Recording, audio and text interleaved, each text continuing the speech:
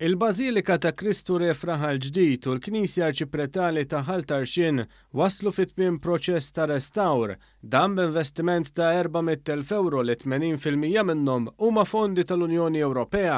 Fost l-oħrajn ir-restawr fuq il-Bażilika ta' Raħal Ġdid kien jikkonsisti f'restawr tal-kolonni tal-konkos li huma għolja 11 metru u li jinsabu fil-ġnub tal-Knisja. Sar ukoll xogħol ta' tiswija fil-kolonni u l-ġebel ta' madwar il-portiku.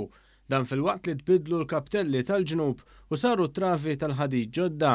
Fi proġett separat f'Ħaltarxin saru kol xogħol ta' konservazzjoni fuq il-ħitan tal-ġemb tal-Knisja u fuq in-naħa ta' wara tnatfet il-ġebla Maltija u ġew irrestawrati l-aperturi tal-injam.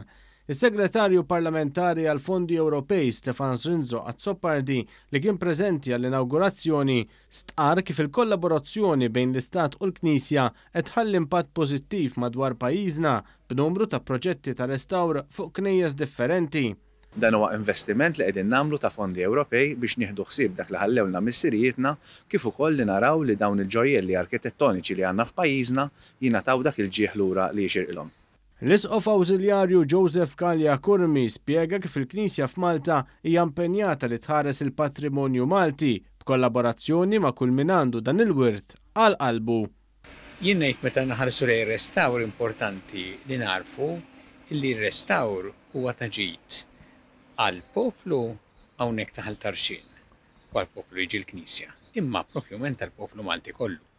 Il għaliex kulħadd jibbenefika, jigwadanja meta jkollok inti post bħal dan li jiġi restawrat.